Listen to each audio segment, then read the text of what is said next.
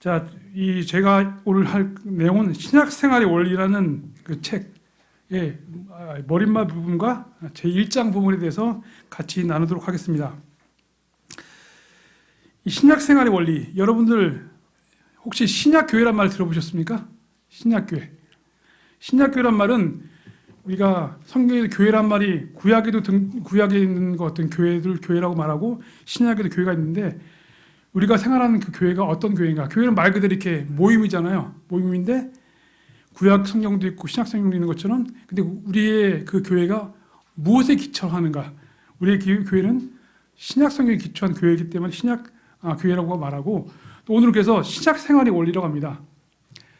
많은 분들이 성경을 통해서 우리가 어떻게 살아야 할지를 알지 않습니까? 지도 봤는데 성경에 여러 가지 구절들이 있지 않습니까? 구약에 여러 율법도 있고 신약에는 바울의 서신서도 있고 복음서도 있는데, 그럼 어디에 더 집중해야 될 것인가?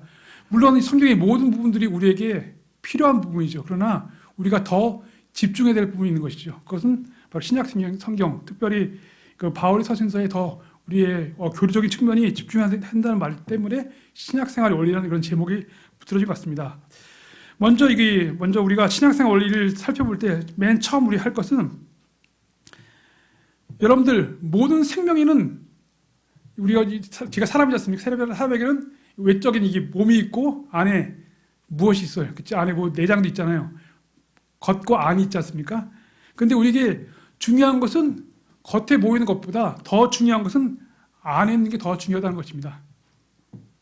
모든 생명이 내면적이라고 이렇게 말하고 있습니다. 이분은 모든 생명은 내면적이다.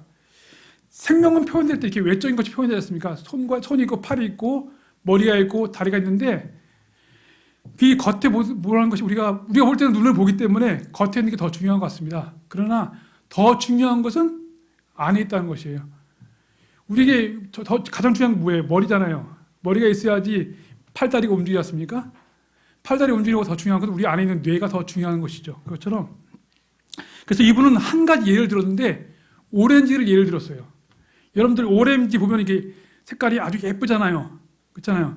껍질도 있고 이때 예쁜 색깔도 있는데, 거기서 중요한 것은 껍질이 아니라 어떤 사람이 그것을 껍질만 막 벗겨서 껍질을 먹었어요.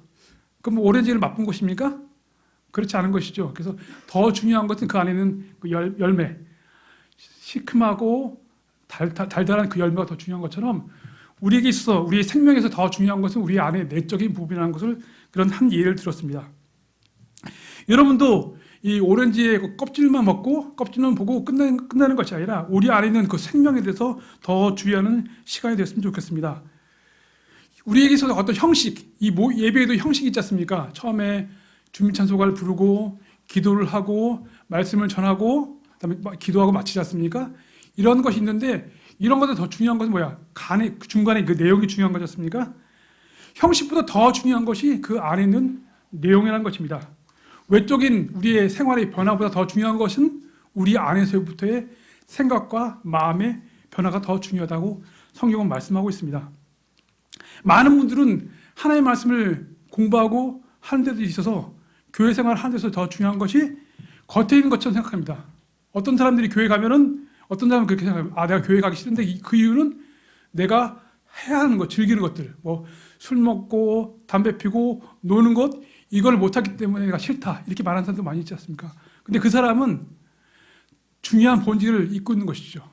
우리가 예수를 믿고 교회 생활하는 것은 단지 그런 것들을 하지 않기 위해서, 외적인 변화를 우리가 하기 위해서 예수를 믿는 것이 아니라 우리 안에 내적인, 우리가 예수를 믿고 가장 중요한 건 무엇입니까? 평안을 얻지 않습니까? 평안. 우리 마음 가운데 평안을 얻어요. 내가 내 죄로부터, 나중에 있을 그 영원한 심판으로부터 피하게 됐다. 그것을 얻는 것이 가장 큰 귀한 것처럼, 우리가 어디 있으나 그리스도 삶에서 사람들이 생각하는 것은 겉모습이지만 가장 중요한 것은 그리스도인다운 어떤 행동이 아니라 그리스도인다운 그 마음의 내적 자세인 것입니다. 우리 다음 성경 한 말씀 보겠습니다. 마태복음 7장 22절에서 23절입니다.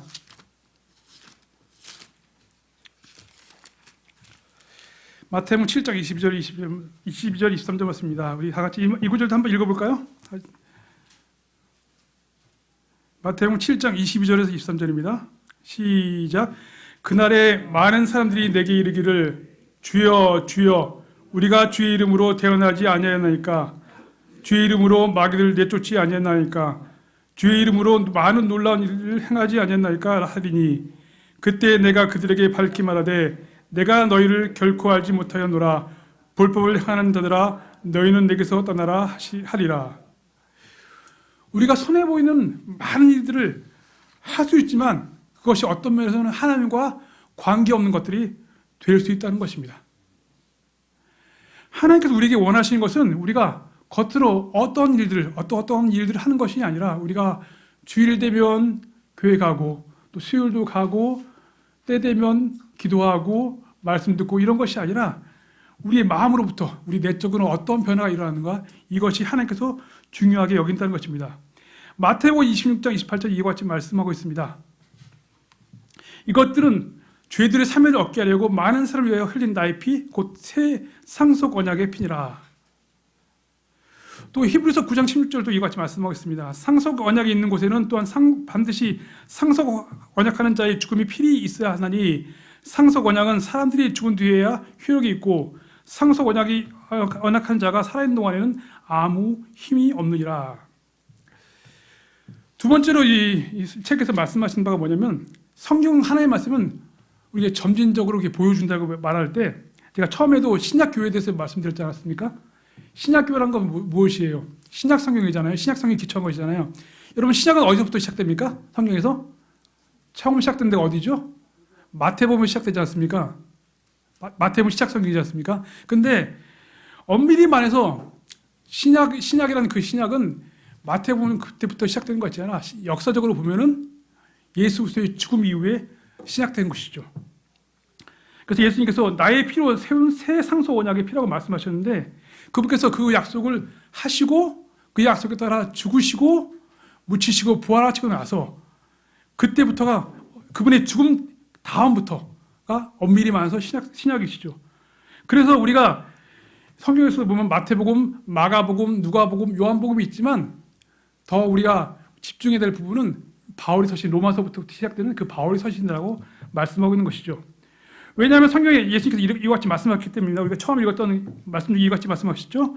예수님께서는 내가 아직 너에게 말할 것이 많으나 지금 너희가 그것들을 감당하지 못하리라.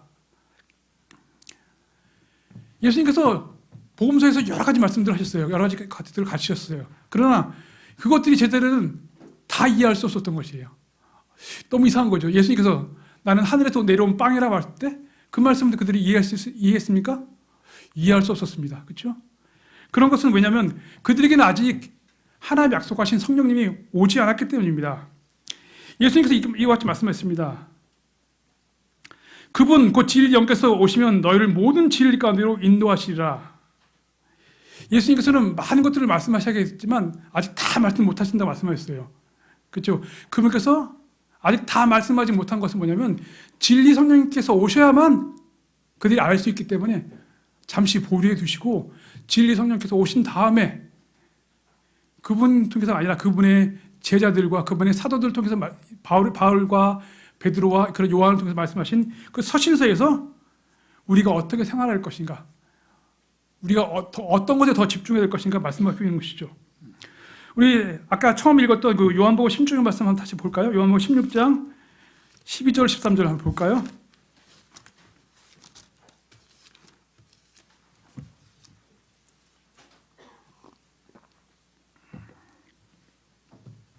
보시면 제가 받들어 읽겠습니다. 내가 아직 너에게 말할 것이 많아 지금은 너희가 그것들을 감당하지 못하리라. 그러나 그분 곧 진리께서 오시면 너희를 모든 진리 가운데로 인도하시리. 그분은 스스로 말씀하지 아니하시고 무엇이든지 자기가 들은 것만을 말씀하시며 앞으로 일어날 일들을 너에게 보이시리라. 우리가 아까 처음에 우리가 더 중요할 것이 내면적인 것이라고 말씀드렸지 않습니까? 이것은 우리에게 무엇을 말하냐면요. 우리가 신약 성도의 삶은 예수님과 함께 했던 그때의 삶보다 오히려 더 뛰어난 삶을 우리에게 보여준다는 것입니다. 어떤 분들은 그렇게 얘기해요. 내가 예수님과 직접 함께 있었고 그분과 같이 있었으면 좋겠다. 이렇게 말합니다. 예수님이 제자들과 그런 것을 동경하는 사람 있죠. 근데 예수님께서 말씀하신 그 말씀을 통해서 보면은 우리가 누리는 그 복은 오히려 그 12제자들이 누렸던 그 복보다 더 놀라운 복을 우리가 누렸다는 것입니다. 그때는 예수님께서 그들 옆에 함께 계셨습니다. 그들이 어디 가나, 예수님이 어디 가나 그들이 따라갔어요. 근데 그것은 오히려 제한적인 삶이었다는 것입니다. 예수님께서는 그 유대 땅 그 한 곳에밖에 없으셨고 다른 곳에 있는 사람들하고는 같이 할 수 없었던 것이에요. 그러나 지금 어떻습니까? 그분은 우리와 옆에는 없는 것 같아요. 그러나 그분께서 뭐라고 말씀하십니까? 우리 안에 계신다고 말씀하셨기 때문입니다.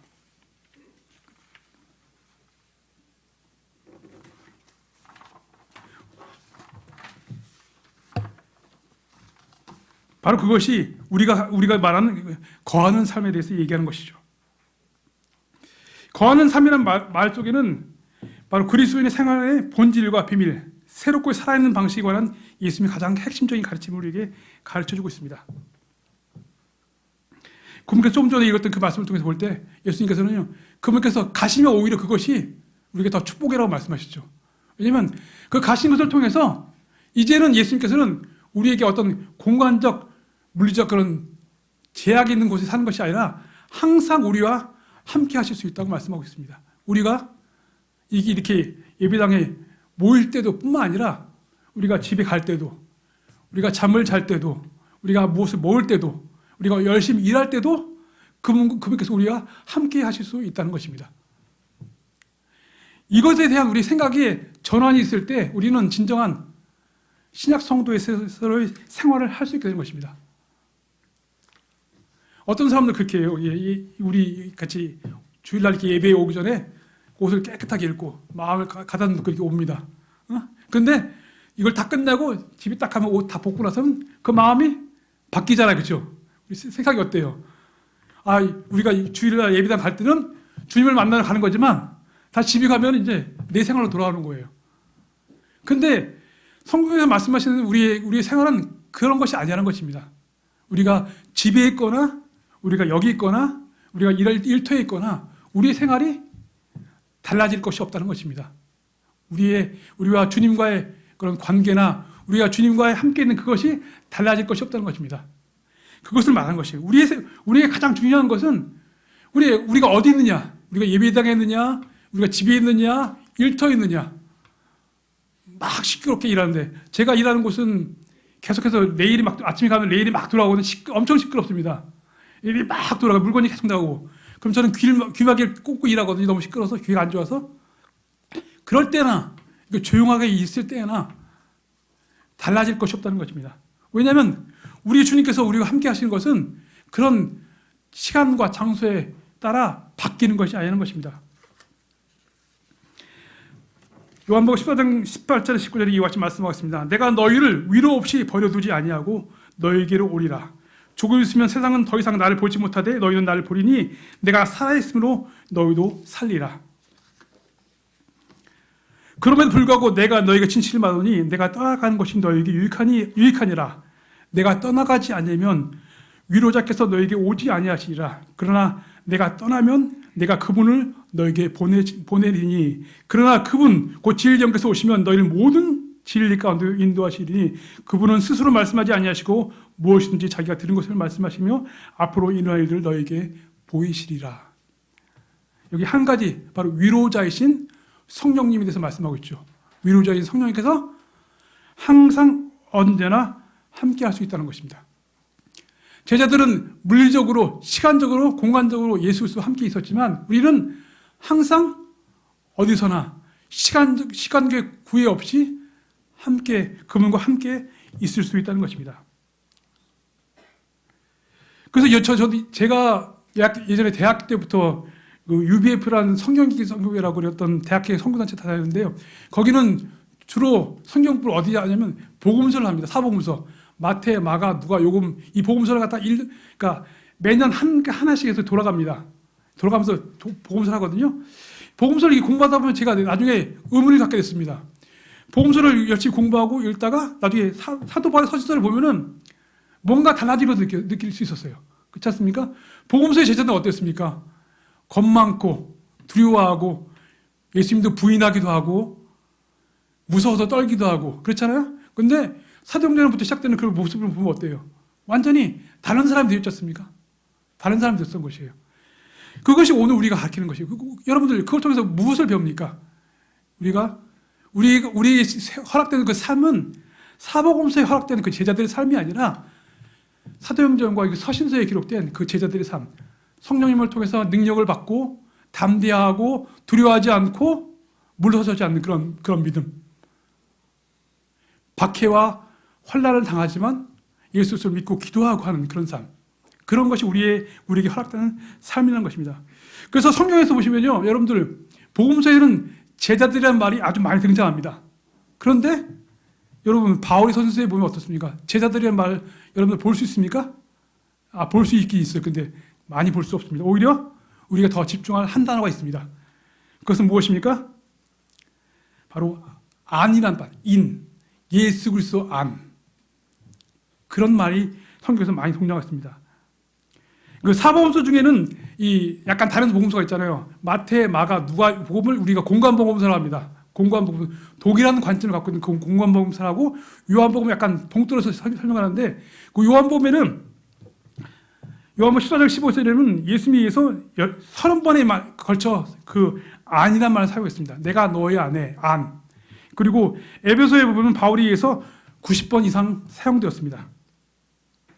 우리 다 같이 요한복음 말씀 볼까요? 요한복음 15장 1절부터 5절, 1절부터 5절 말씀 보겠습니다. 요한복음 15장 1절부터 5절입니다.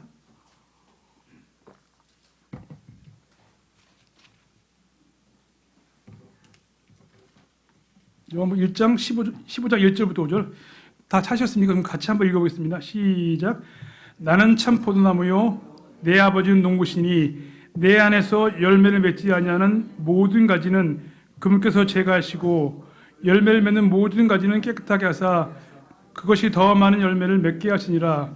이제 너희는 내가 너에게 일러준 말로 깨끗하게 되었나니 내 안에 거하라. 나도 너희 안에 거하리라. 가지가 포도나무 안에 거하지 않으면 스스로 열매를 맺을 수 없는 것 같이 너희도 내 안에 거하지 않으면 더 이상 열매를 맺을 수 없느니라. 나는 포도나무요 너희는 가지니라.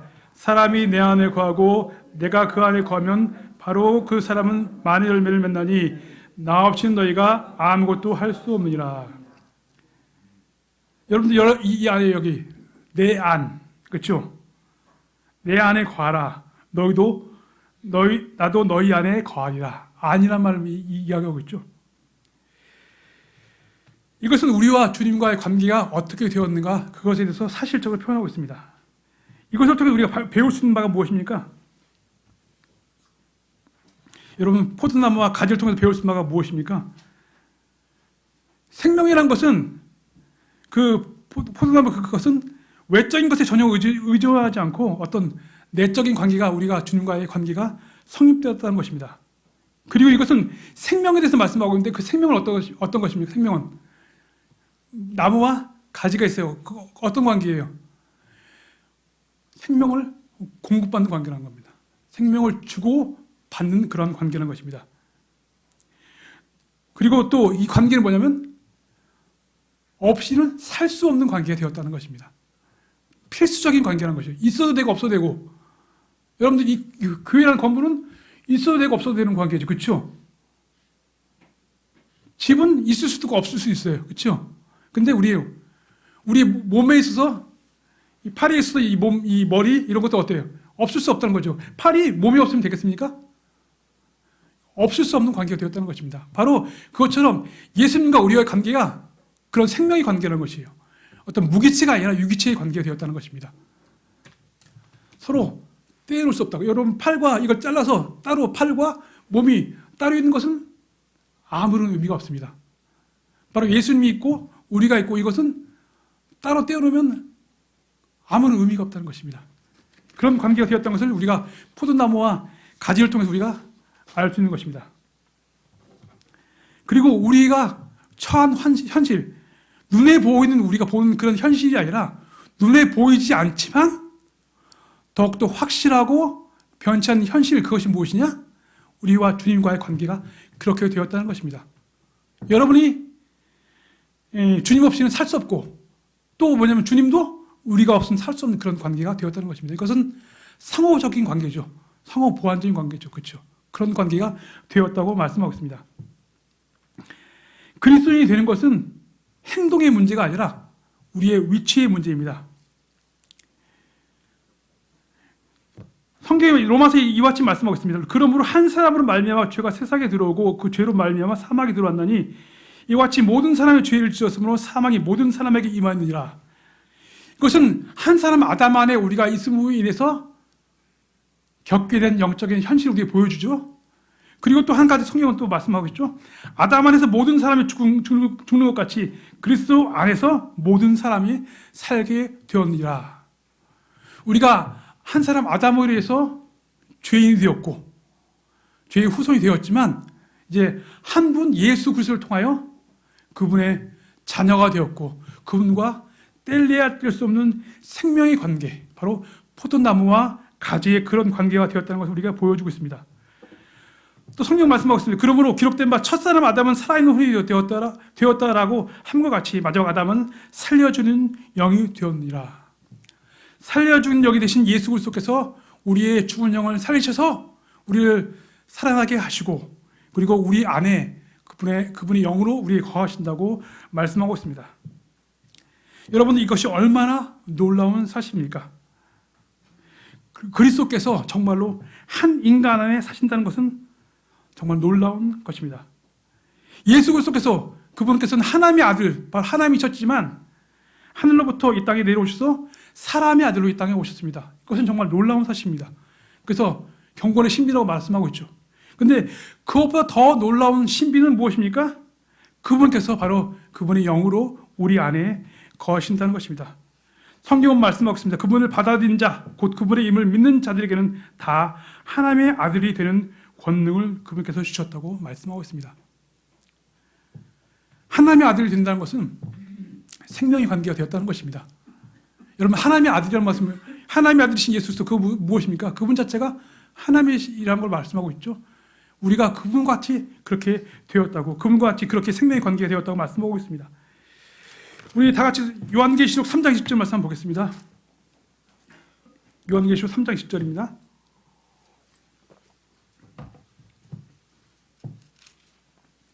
다 같이 한번 본문 말씀 한번 읽어보겠습니다. 시작.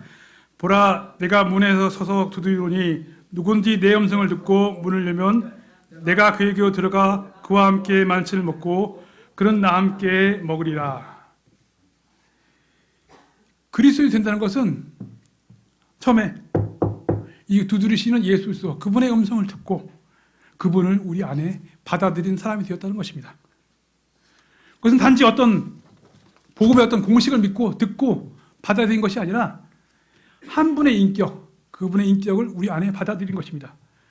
그렇게 할 때 그분께서 실질적으로 우리 안에 거하시면서 우리와 거처를 정하시고 우리에게 생명의 공급자로서 우리에게 생명을 공급하시고 우리의 때때로 필요한 모든 것들을 주신다는 것입니다. 여러분들, 하나님께서는 처음에 하늘과 땅을 만드셔서 우리가 보고 있는 그 모든 것들을 만드신 하나님이십니다. 그리고 그분께서는 우리 안에서 생명으로서 우리에게 필요한 것들을 주신다는 것입니다. 여러분들, 사람에게 필요한 것은 무엇이에요? 겉에 보이는 음식, 우리가 신발, 구두 이런 것이 아니라 생명 안에 더 풍성한 것이 필요하지 않습니까? 우리에게 필요한 그 풍성한 것들은 우리 안에 계신 그분에게 집중할 때, 그분을 통해 손을 벌릴 때, 그분께 다가서 무릎 꿇을 때 얻을 수 있다는 것입니다. 그래서 오늘 우리가 공부하는 이 공부는 무엇입니까?